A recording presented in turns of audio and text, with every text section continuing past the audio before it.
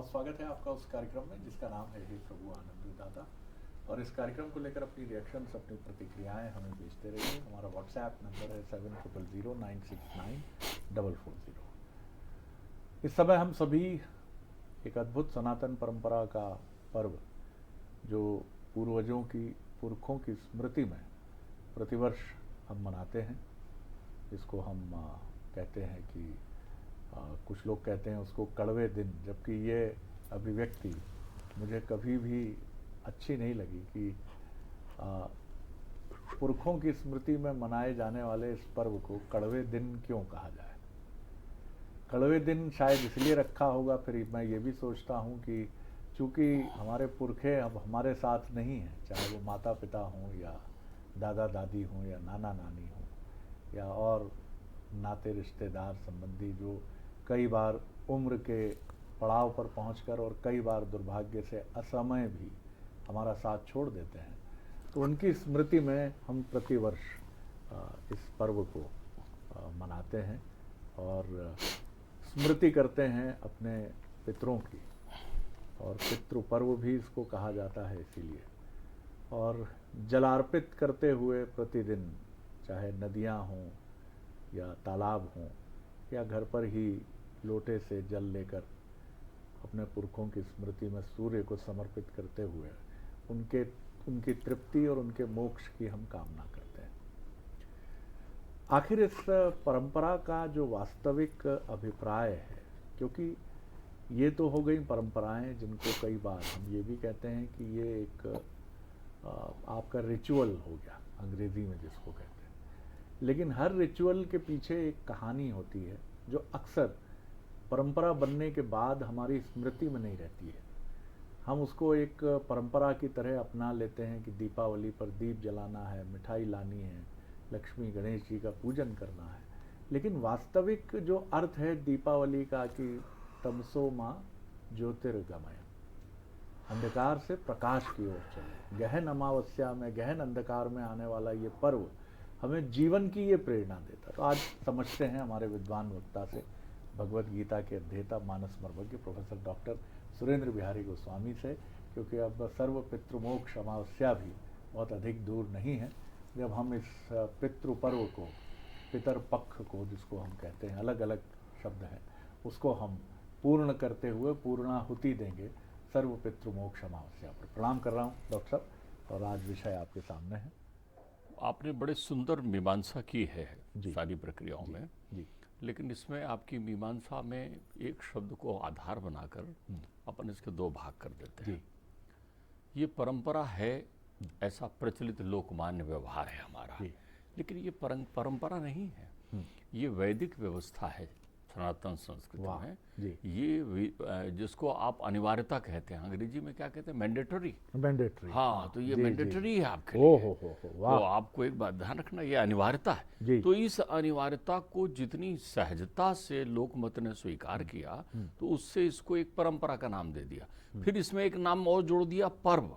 ये पर्व नहीं है, ये श्राद्ध है। श्राद्ध है, ध्यान रखिएगा। पर्व में आनंद, खुशी इत्यादि इत्यादि जैसे शब्दों का अलंकरण लग सकता है। पर्व में आपको अच्छे कपड़े और दुनियादारी में सज धज के आने की प्रक्रिया हो सकती है, लेकिन श्राद्ध तो तपस्या है। श्राद्ध आपके जीवन में स्वरूपानुभूति कराने के लिए आता है। अतीत की पूजा को श्राद्ध कहते हैं। बहुत सुंदर, क्या अतीत की पूजा को सुंदर। जब आप अतीत की पूजा करते हैं तो वो श्राद्ध कहलाती है, और वर्तमान में जब आपके भाव शुद्ध हो जाते हैं तो श्रद्धा कहलाती है। ध्यान रखिएगा। और जब आप अपने देवत्व के प्रति आराधना करते हैं, परमात्मा को मानने के प्रति सकारात्मक विचार लाते हैं, तो वो पूजा कहलाती है। तो इसलिए ये ध्यान रखिएगा, अतीत तो अतीत अपने आप स्वयं प्रकट थोड़ी होता है, वर्तमान ही अतीत बन जाता है। तो इसलिए ये आपको अत्यंत सावधान करने का पर्व है। आपको समझना पड़ेगा कि वैदिक उपनिषद इत्यादि इत्यादि की व्यवस्थाओं के द्वारा पूजित ये जो पर्व है, ये पर्व है क्या, मूल रूप से इसका मूल सिद्धांत किस रूप में चलता है। फिर आपने एक अच्छा शब्द उपयोग किया, कड़वा दिन। उसकी आपने व्याख्या भी बड़ी अच्छी करने जी, की है जी, कि जी, भाई वो हमारे बीच नहीं होते, जी। लेकिन इसमें मोह है। अब निर्मोह से देखें, पक्ष का दूसरा पहलू ले आए, दर्पण देख लें, तो उसमें ये होता है कि हम अपनी उन सारी चीजों को स्मृति पटल में लाते हैं कि जब वो थे तब हमने क्या किया, उनके साथ हमारे आचरण कैसे थे, जी। हम उनके क्या बताए हुए मार्गदर्शन पर चल रहे हैं। ध्यान रखिएगा, कुनैन की गोली कड़वी होती है, ये बड़ी प्रसिद्ध कहावत है कि भैया थोड़ा कड़वी होती है, लेकिन कुनैन की गोली बुखार दूर कर देती है। तो आपके जीवन से अभिमान, आपके जीवन से बनावटी प्रक्रियाएं, आपके जीवन से माया, ममता, मोह, ये तमाम रोगों से मुक्त होने का पर्व है ये पितृपक्ष। तो ये पितृपक्ष पर बड़ा सावधान रहिए। दूसरा, बहुत सारे लोग ऐसे हैं आज के समय में, उनको ये पर्व इसलिए अच्छा नहीं लगता कि वो घर में माता जी के बुलाए हुए कोई ब्राह्मण को भोजन करते देख लेते हैं। अब ब्राह्मण पति पत्नी सहित आ गया या किसी को उन्होंने भोजन पर निमंत्रित कर दिया, तो आपके घर में एक बेचैनी हो जाती, क्योंकि सवेरे से सारी वो प्रक्रियाएं संचालित होंगी, नई बच्चियों को काम में लगना पड़ता है, व्यवस्थाओं में आना पड़ता है, महतारी कहती है आज ऐसा है, इतने बजे नहा लो, ऐसा करना पड़ेगा, शुद्धाशुद्ध तमाम प्रकार के जो कर्मकांड हैं वो सामने आते हैं, तो उनको तकलीफ होते रहती है। ओ ये क्या है भाई, क्या उमरे हुए के नाम से आप कौआ को खिला रहे हैं? मतलब आपने एक कहावत बना दी, जीते जी तो पूजा नहीं। कई साहित्यकार संतों ने कह दिया कि जब पिताजी जिंदा थे तो आपने उनको पूजा नहीं की, उनकी मार्ग पर नहीं चले, और मरने के बाद कौआ को बुला रहे हैं कि आओ आओ ये ले जाओ। अरे वो काकभूषुंड जी हैं भाई, जिन्होंने मानस की कथा लिखी है, उनको साक्षी बनाते हैं।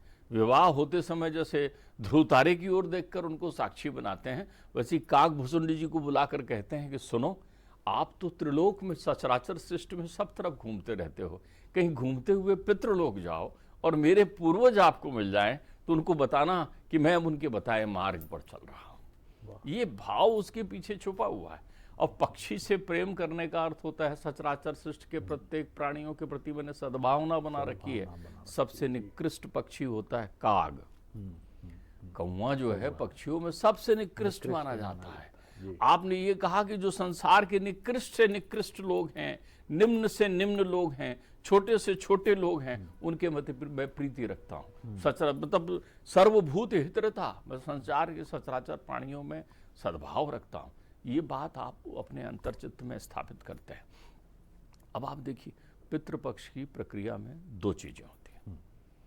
एक चीज पितरों की मुक्ति भी कर देते हैं। हमारे यहाँ दो मार्ग हैं, एक मार्ग देवयान और एक मार्ग पितृयान है जी।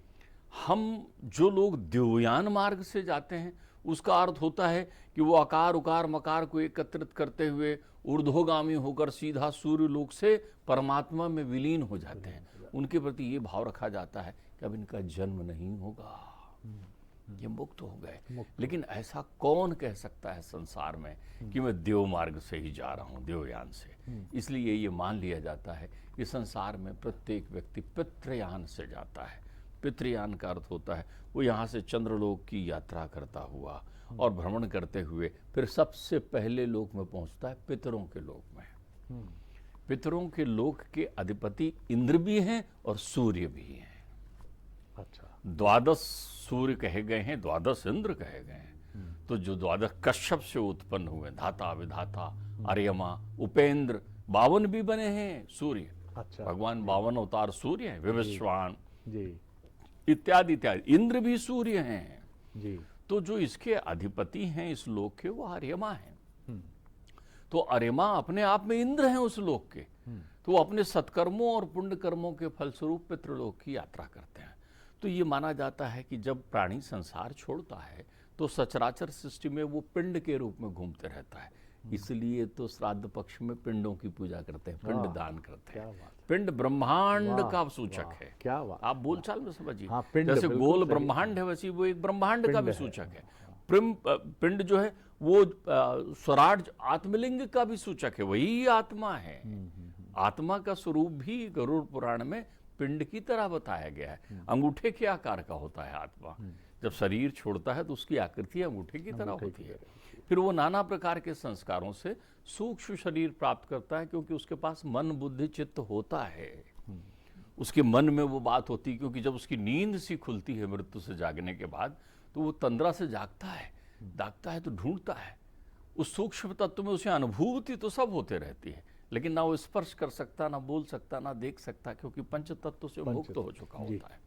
तो ऐसी स्थिति में हम उस पिंड की पूजा करते हैं और उस पिंड के माध्यम से कहते हैं कि अब आप अंतरिक्ष में विचरण ना करें, आप तो पितृलोक में पधारें। इसलिए पहली प्रक्रिया होती है पितरों में मिला देने की। तो पितृपक्ष में 3, 5, 7 वर्ष के अंतर से 8 जितने भी है समंक, वो अंक जो 9 नवांक बन सकते हों, नवांक संपूर्ण पूर्णता का है, ना घटता है ना बढ़ता है, उन अंकों को आधार लेकर उनको पितरों में मिलाते हैं। तो उसका पर्व है, वो हमारे देवता हो जाते हैं। अब जब हम उनको उस समय मिला रहे होते हैं तो हमारी अनुभूति इस रूप में होना चाहिए। ध्यान रखिएगा, जो लोग अधीर हो जाएं और सोचें कि ये बेकार है, तो ध्यान रख लेना, तुम्हारे जीवन की भी कहानी लिख रही है, तुम्हारा भी वर्तमान अतीत बनेगा। तब तुम श्राद्ध के योग्य रह पाओगे या नहीं रह पाओगे, ये तुम्हारी यही श्रद्धावत श्राद्ध की पूजा निर्भर कर रही है। देख रहे हैं अपने संस्कारों को। मैंने तो एक अच्छा गृह कार्य दिया था अपने से जुड़े हुए लोगों से जो मुझसे पूछते थे। मैंने कहा भैया एक कापी किताब लेके अपनी 7 पीढ़ी का नाम तो लिख के लाना।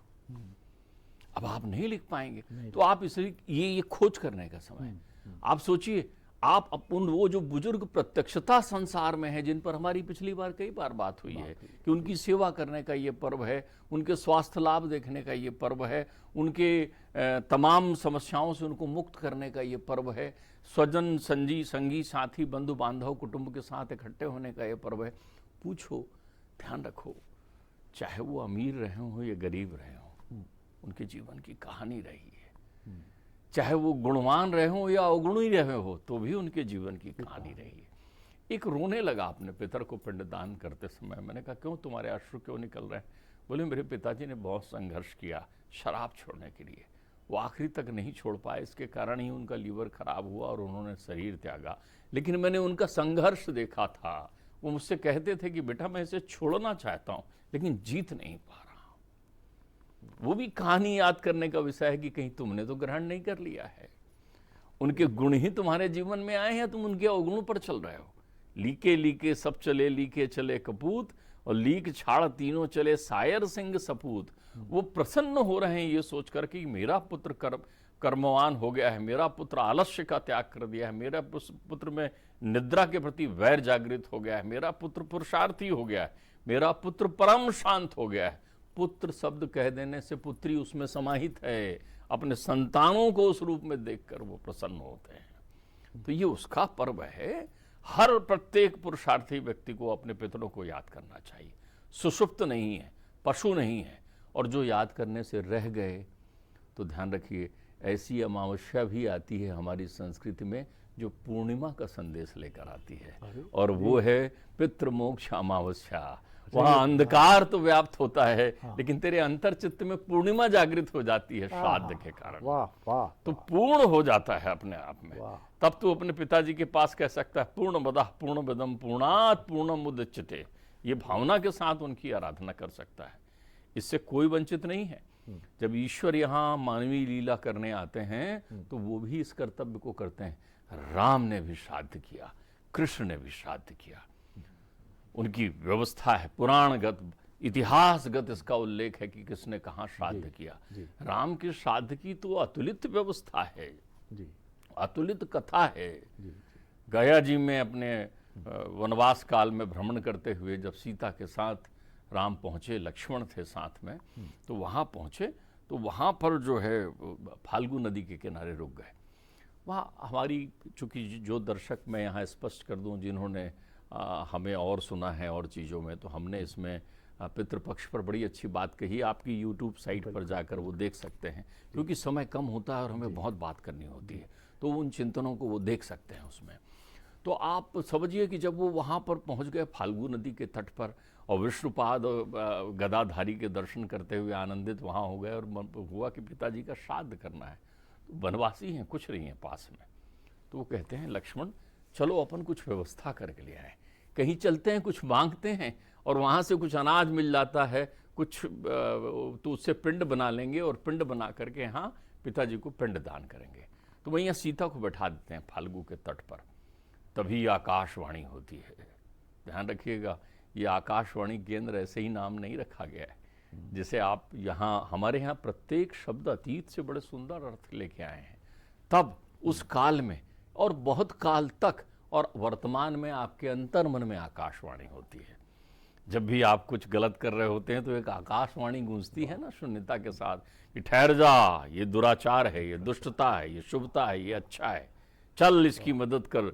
ये आकाशवाणी प्रत्येक हृदय में गूंजती है। तब उस समय आकाश हृदय की तरह होता था और वहाँ से देवताओं ने आवाज़ लगाई कि देवी इस समय शुभ समय है, महाराज दशरथ यहाँ विचरण करते हुए प्रकट भाव को प्राप्त हो रहे हैं, आप पिंड दान करें, आप पिंड दान करें। अब मैया देखती हैं, सीता मैया सुकुमारी वहाँ सोचती हैं कि मेरे पति हैं नहीं पास में, सामग्री कुछ है नहीं मेरे पास, तो मैं अपने ससुर को क्या दान करूं? दान तो उन्हें अन्न करना था ना, अन्न का पिंड बनाना था, लेकिन देने के लिए कुछ नहीं है। तो उन्हें लगा माँ मैं तो तेरी पुत्री हूँ, मायके का सहारा लेती हूँ। वो कहते हैं मैं धरती पुत्री हूँ, तो मैं मायके का सहारा लेते हैं। वहीं से बालू उठाते हैं, बालू, और बालू को बना लेते हैं वो पिंड, गोल गोल करती हैं और पिंड बनाती हैं और कहती हैं लो पिता मेरे पास इसका ही पिंड है। आज भी ये इतिहास प्रसिद्ध कथा है शरद जी। तब वहाँ दशरथ जी प्रत्यक्ष अपना हाथ सामने भेजते हैं और अपने बहू से पिंड लेते हैं, बिटिया से। अब वहाँ जब पहुँचते हैं लौटकर राम और लक्ष्मण सामग्री लेकर के, और वो कहते हैं कि चलो पिंडदान करना है, तो वो तो कहते हैं मैंने कर दिया। अरे बोले तुम्हारे पास कोई सामग्री नहीं थी, तुमने कैसे कर दी? बोले मैंने तो बालू का पिंडदान बना के कर दिया। बोले सीते तुमने कभी असत्य संभाषण नहीं किया, तुम ऐसा कह रही हो? बोले आकाशवाणी हुआ था और मैंने कर दिया। तो बोले किससे पूछ लूं? बोले फाल्गु मैया से पूछ लो, इनके तट पे बैठी हूं। बोले हे फाल्गु आप प्रकट होकर बताएं कि मैंने आपको पिंडदान किया कि नहीं किया, अपने ससुर को पिंडदान किया कि नहीं किया। फाल्गु की लहरें चल रही थी, मैया थोड़ी विलंबित हो गई, तो मैया सीता कुपित हो गई। मैया सीता ने कहा इतना अथाह तू बहती है नदी है और मैया है तू, असत्य संभाषण करती है, जा। बोले तेरे में कभी भी कमर से अधिक जल नहीं रहेगा।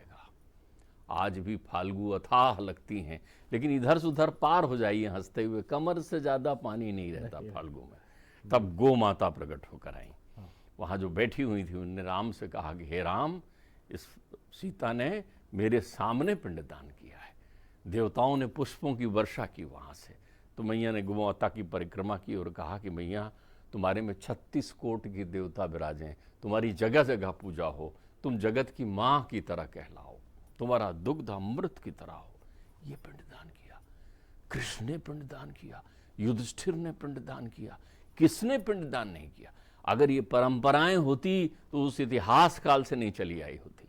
ये वो अनिवार्यता है जो आपको अपने जीवन में पूरा करना है। आज के बच्चों को बहुत जागृत भाव में रहने की जरूरत है। जब भी पितृपक्ष आए, ध्यान रखिए, घर के बाहर जब बहुएं रंगोली करते रहती हैं ना, तो वो उनके स्वागत के लिए करते रहती हैं कि बाबूजी आएंगे, दादाजी आएंगे, नानी जी आएंगी।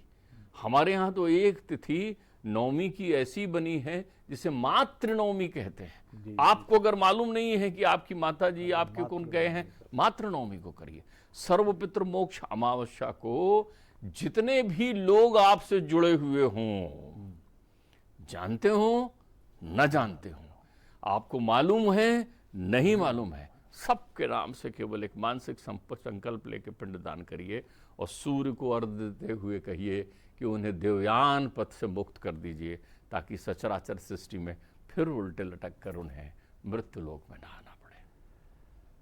शब्द नहीं है डॉक्टर साहब, शब्द नहीं।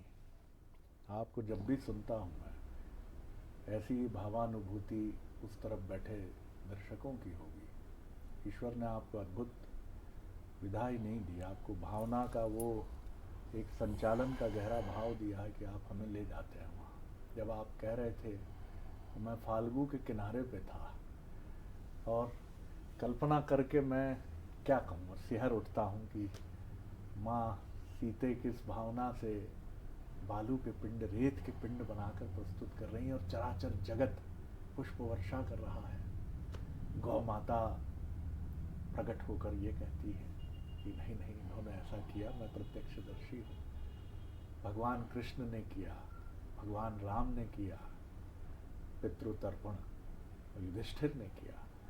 इस अद्भुत सनातन परंपरा को गर्व के भाव से देखने से अधिक एक वैज्ञानिक और समीक्षात्मक दृष्टि से देखने की आवश्यकता है।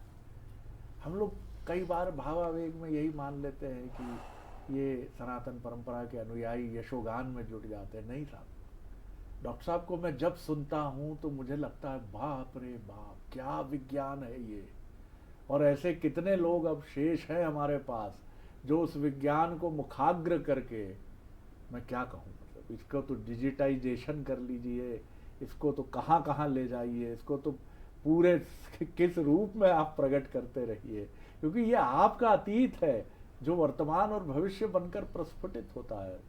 इसको नहीं जानेंगे तो आप न स्वयं को समझ पाएंगे, न प्रकृति को समझ पाएंगे, न मनुष्य को समझ पाएंगे। डॉक्टर साहब बहुत हृदय से प्रणाम कर रहा हूँ आपको।